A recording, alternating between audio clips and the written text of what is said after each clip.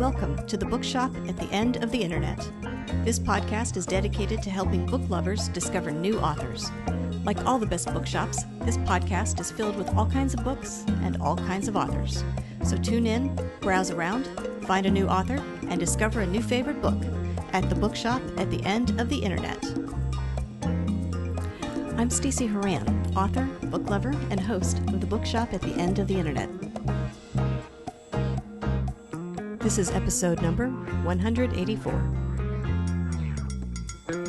For more information about this or any of our episodes, go to my website, staceyhoran.com. If you enjoy the podcast, leave us a review, like us on social media, and share us with your friends, family, and fellow readers.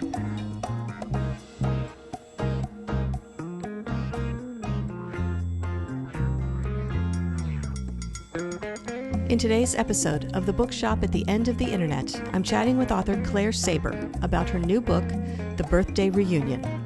Claire is the author of 9 books, all of them dark, twisty, psychological thrillers.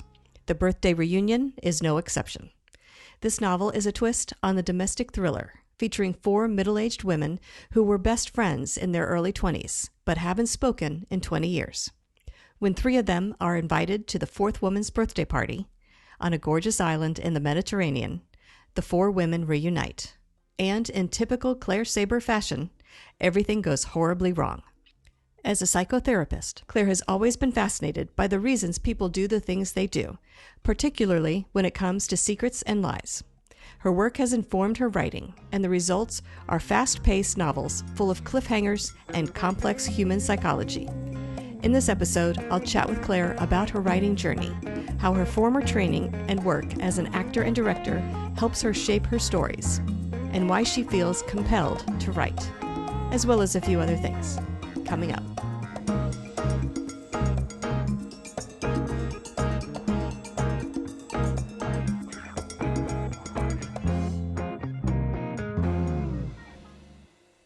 Claire Seeber, I want to thank you very much for joining me today on the podcast. Thank you very much for having me, Stacey. Thank you. I thought what we could do today is start by talking about your latest book, The Birthday Reunion. Mm-hmm. If you don't mind, tell us a little bit about this book and what inspired you to write it. Well, the book is about a group of now middle-aged women who have been best friends in their 20s, and there's 4 of them, and one of them did something terrible and upset the other 3 when they were still in their 20s. So they haven't spoken to her for about 20 years. And then they get this invitation out of the blue to a very glitzy weekend away in the Mediterranean, and to celebrate her ostensibly 40th birthday, although there's suspicions she's older than that. And it's a sort of, I think that they decide to go, and the other 3 women have different reasons for deciding to go, and to Jodie's party, and off they go, and they are on a little island off Ibiza. It's a fictitious little island, and everything starts to go horribly wrong, and they get trapped on the island. And what will happen? Will they get off the island? And it's really about female friendship, I think. Probably that's the inspiration behind it. And I was really fascinated by the idea of, well, there's no word or term, is there, in the English language for breaking up with a girlfriend, a female friend. We're very we know a lot about heartbreak and romantic relationships, and we see that and talk about that all the time in the media and films, etc., and books. But female friendship is so important to so many of us women, and can be so heartbreaking when it goes horribly wrong, or just wrong. And yet, so that this is an exploration, partly of that, but also set in kind of exotic location, and hopefully is a kind of fun read as well as a thriller, being a thriller. It's a unique twist on, say, the domestic thriller genre, because it's about women, it's about female friendship, so it's domestic in a way, but it's a nice twist on that. I think. Yeah, I hope so. And I think that, yeah, like I say, I became, I mean, so I should say I'm a therapist as well, like a psychotherapist.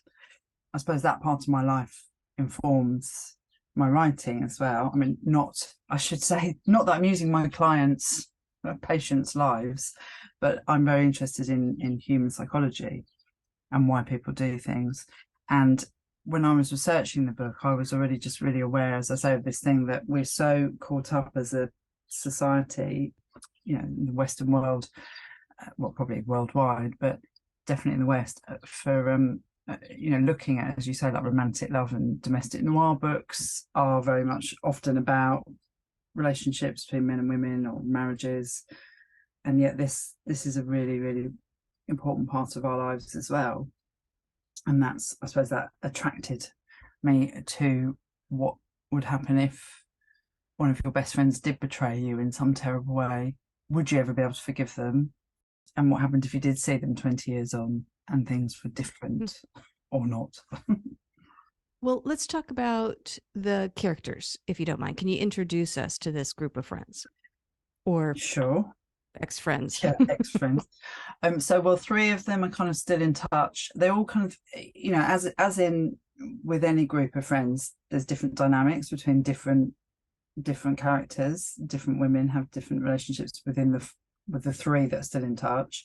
And then so the baddie, shall we call her, who invites them, because is she a baddie? We don't know, who invites them to her party is called Jodie. And I suppose, and I think I do mention this somewhere in my, I don't know if I wrote it in my acknowledgements in the book, but I always see Jodie as kind of slightly my sort of naughty alter ego.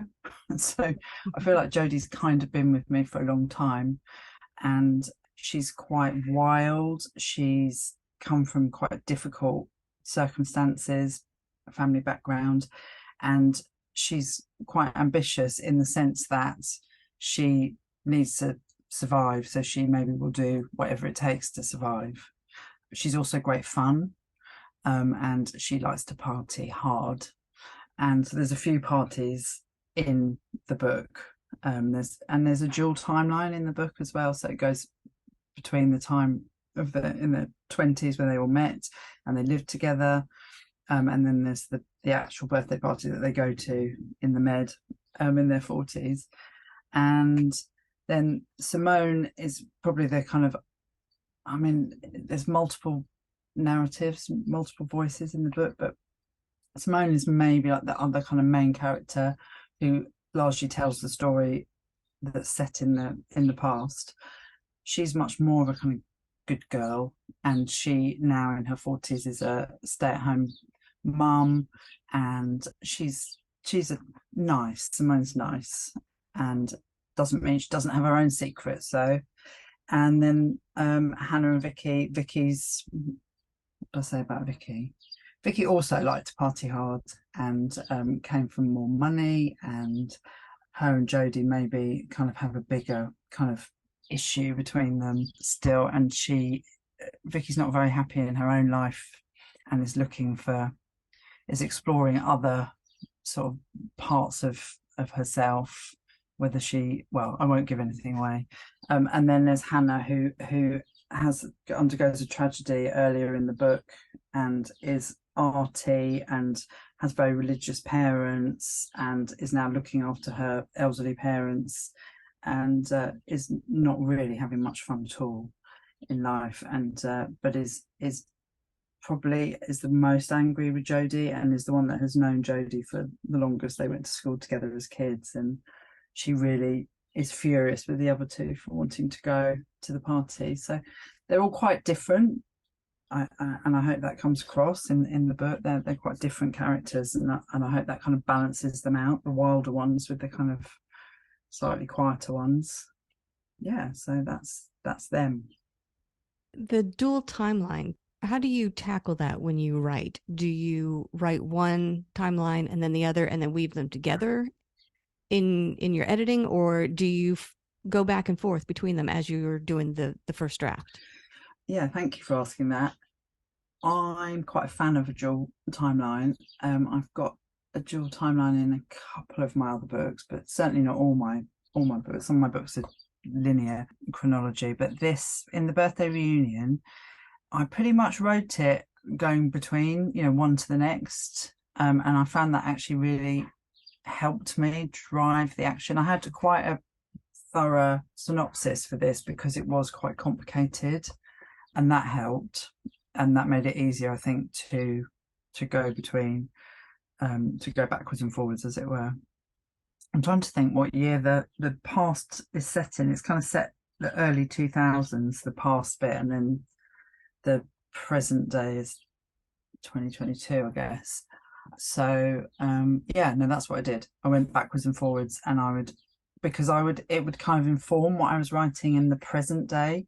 So I'd be thinking, right, so I know this thing, something has triggered, these feelings that they're going through now when they're out in Ibiza, or when they're deciding whether to go to the party.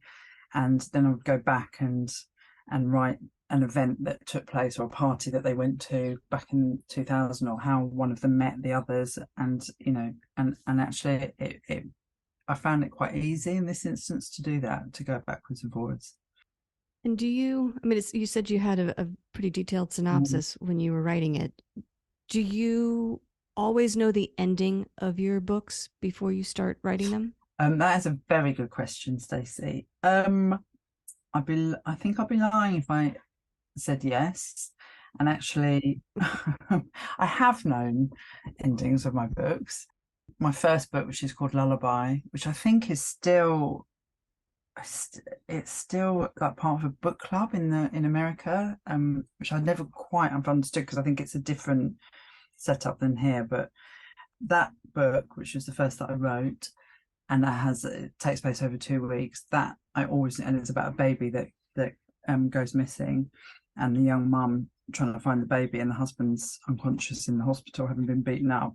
That book, I think I always knew the ending. With other books, with the birthday reunion, did I know the ending? I think even quite near the end, I quite often I'll have another little kind of spurt of, oh, and maybe this thing could happen. So I might have a kind of ending in mind, and then sometimes something better, or something that makes even more sense might come up, if that makes sense. I hope that makes sense. Mm-hmm. So you're occasionally surprised by who did it, let's say, at the end. Yeah, I am occasionally surprised, and I think possibly with the birthday reunion there's an element that surprised me, and towards the end, and I was like, is this the right thing? Does this feel really right? And I had a second reader, and they were really surprised by it, and yeah, I think it felt like it was the right thing to do, but it wasn't planned. So some of it was definitely planned, and then a few of the very last elements were not planned, but seemed to make, as I say, kind of grew out of the kind of characters' motivations in the book, the psychology of the characters, I guess. You write these sort of dark, twisty, often domestic thrillers. Do you find writing these stories to be, say, fun and easy, or are they uncomfortable and scary for you, or is it a combination of the two? It's another very good question. I haven't written much that I've felt really, I mean, I guess my books are not gory, although there is a murder in this one. That's kind of quite unusual for me. I think a lot of the time I don't have, it's not about murders or death, it's more about kind of secrets and lies, I guess. So I mean, I love writing. I'm compelled to write, and even if I gave up being a professional author tomorrow, I guess I would still write. So I always take some pleasure from writing, definitely. Although obviously writing to deadlines makes it gives you it puts a different kind of pressure on it, or a different slant on it. Do I find it uncomfortable? I think maybe sometimes if I find it uncomfortable, and maybe that's even referring to the question you asked before about do I always know the endings. Sometimes if I feel uncomfortable about making a character do something, that is when I would question myself as to whether that was the right thing, if I felt a bit uncomfortable writing it. But yeah, no, I think I love writing. I don't think I'd write anything much darker than this, if that makes sense. Your books, correct me if I'm wrong, but they're standalones, right? Like all of your They're books. pretty much all standalones. There's two out of my first four books. There's two where there's a character. So the book that I mentioned before, Lullaby, which is about the baby going missing after a day trip in London. There's a detective in it called D.I. Silver, Joe Silver, who was very popular with ladies and female readers. Well, I guess probably I would say the majority of my readers will be women. And he comes back again. He's in my fourth book, which is called Fragile Minds, or sometimes they publish it as Girl with a Fragile Mind. There seems to be two versions out there, but it's the same book. And he's in that. And I really loved him as a character, and I wrote a bit more about his family. So I wrote a bit more about his own wife, the breakdown of his marriage in the second book of those two. And you can read those two books without, you can read Fragile Minds without having read the first book. It doesn't make any difference really. But yeah, everything else is a standalone. Although I am writing a series now. So Oh, I was going to say, have you ever been tempted to write a series? so now I'm writing something a bit different, yes. But I maybe won't say anything about it right now. But it's yeah, I found a character now that I really love writing, and I think that might turn into a series, a female police officer. But yeah, the rest are standalones, which kind of gives you more freedom in a way, I guess. Well, of course it does give you more freedom, but yeah. Do you think you'll continue writing these types of books, or are you tempted to write in other genres? I mean, I like writing. I would like to write other things as well. I'm quite. I've written something. It hasn't been published yet, but I've written something set in between the First and Second World Wars, about female spies, because I wanted to go and do some research. And also, my dad is from Austria, and which was Nazi occupied during the Second World War, and so I was really interested to find out some stuff about what my family had to go through. And yeah, as I said, I'm writing something slightly different now, which would still be in, under the heading of crime. Well, it'd be probably more crime if it's got a police in it. So yeah, I like, and I write. I've written stage plays as well and screenplays. So yeah, I'm interested in lots of things really. Well, let's talk about some of the other books that you've written. You've mentioned Lullaby. That one was your 1st. Can you share with us maybe one or two of the other books that you've written, and then maybe how they're similar or different from, or how they kind of demonstrate how your writing's maybe changed from that first book to this latest one? So the book that came to mind when you were just asking me about that was I think it's my 6th book, called The Stepmother. That is obviously it's called The Stepmother, so you could guess it's probably about stepmother, but it's about step family. It's kind of a loose twist, a modern twist on the Snow White fairy tale. I'm just trying to think about I'm thinking about the rest of your question. You said how much has my writing changed? I mean, I think if I looked at Lullaby, which is that takes place over 14 days and is kind of quite fast and furious, and it's very linear. It's literally day by day as the young mum Jess tries to get the baby back, and it's quite breathless. And then The Stepmother is also kind of pretty much a linear chronology, but it's told by two different people. So half the book is told by one sister and the other half told by the other sister. And I think probably my books started to become, after that, the two books in between, The Birthday Reunion and Stepmother, are The Street Party and The Parents. And I think it probably started to become more kind of complex in terms of not just being a linear chronology where this happens and then we want to find out that this, what's going to happen next and next. I mean, hopefully they do, that hopefully there's momentum and then we'll all drive you to keep reading to find out, because they are all full of twists about who did what and what's going to happen.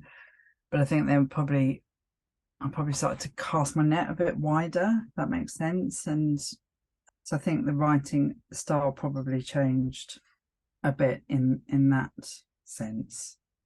Yeah, a bit more, I don't know if it's more, I was going to say more complex, but I don't know if that's the right way of describing it. Just more kind of, maybe more with more characters involved, if that makes sense.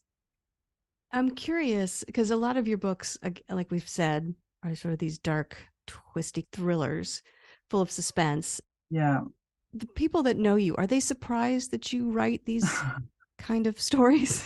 I'm just thinking back to an old friend of mine who actually I haven't seen, talking about female friends, as someone I went to school with and I now haven't seen for a good few years. But when my first book came out, which was in 2007, so it was a while ago now, it was like, what, 15, 16 years ago? My maths isn't very good. I've probably done the maths wrong on that, but I can still remember this friend of mine saying, "Oh, I never thought you would write a book like this." Because, and we had been in a book club together, as in the kind of book club where you sit around and talk about books. And she seemed to think it was odd that I had written a book about, you know, will this thing happen and how will it happen, and oh my goodness, and everyone living on the edge of the seat and on the edge of their nerves. But actually I love reading books with a lot of plot. So I read a lot, and I have a degree in drama and English. Do you call it a degree in America? Mm-hmm.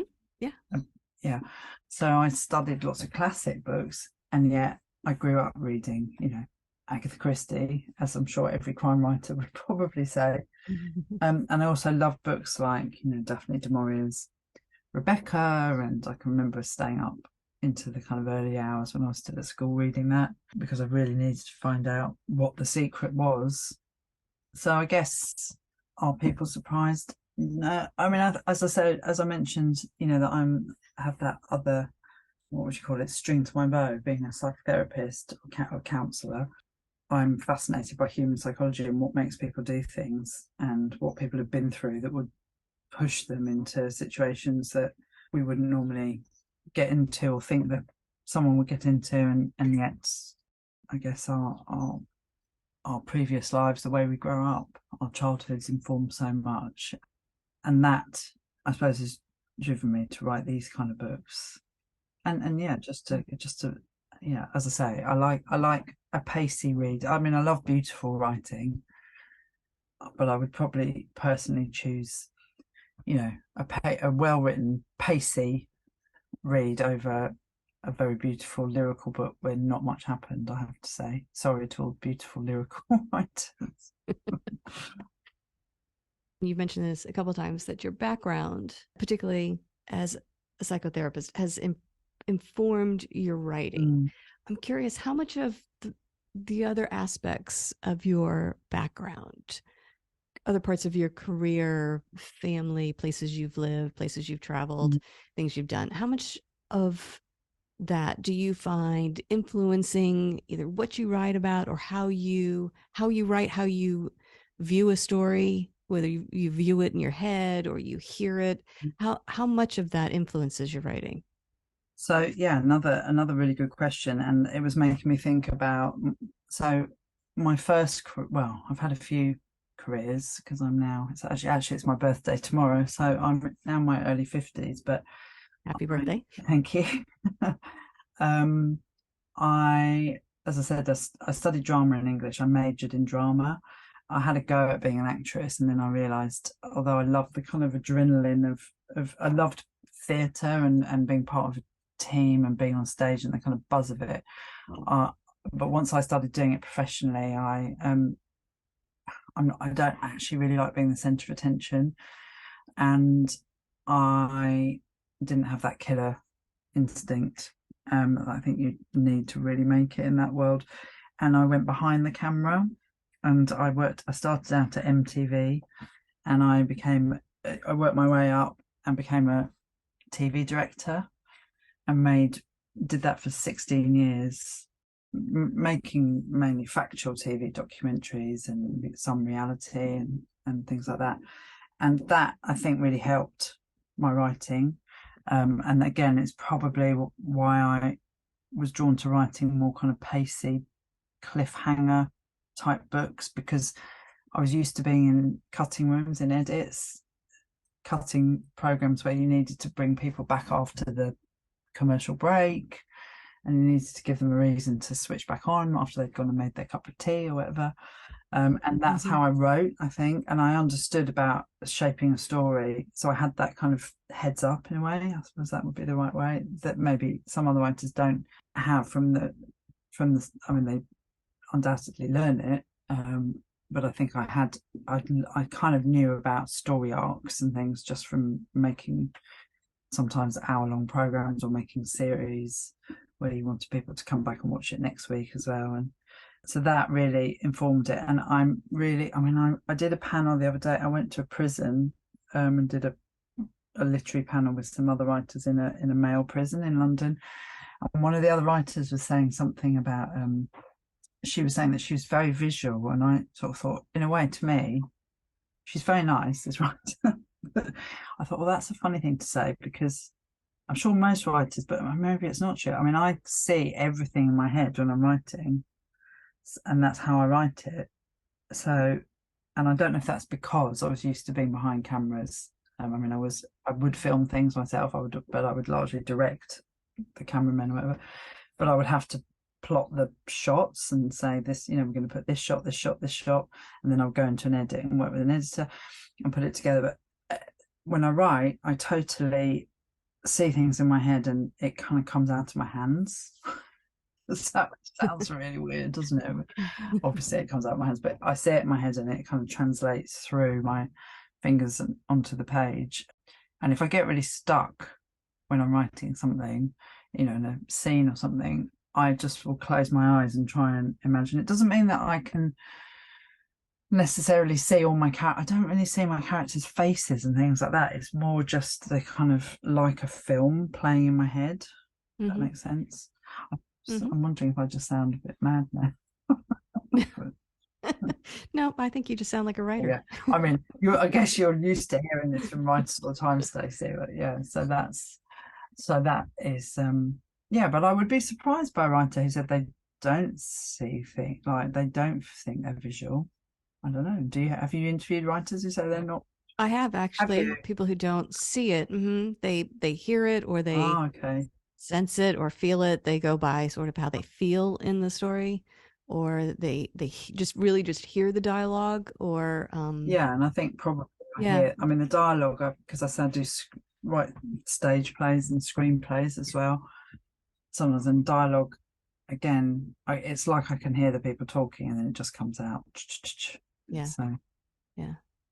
Well, you've mentioned that you've done a lot in your writing journey so far. I'm curious, do you have other goals as a writer, other things that you still want to do on your journey?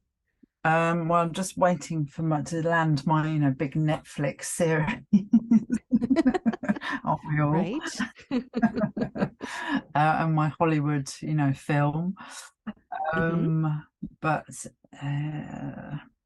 it's interesting, because I went down a very commercial route, and I was a single mum for quite a long time. And I was still married to my first husband when I wrote my first book, but I had just had my first son. He was very small, and as I mentioned, I worked in TV, and I worked very long hours, and I worked weekends, and I worked, and I travelled a lot, and I didn't want to do that because I wanted to be with my baby.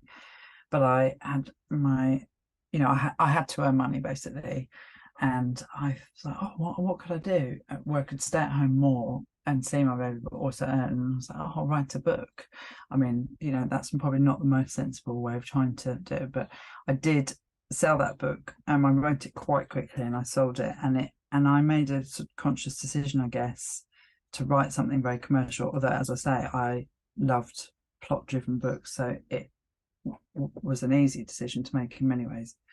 So I suppose if you said, do I have a goal as a writer, it would be being able to write something that would be published and that would also be less completely commercial.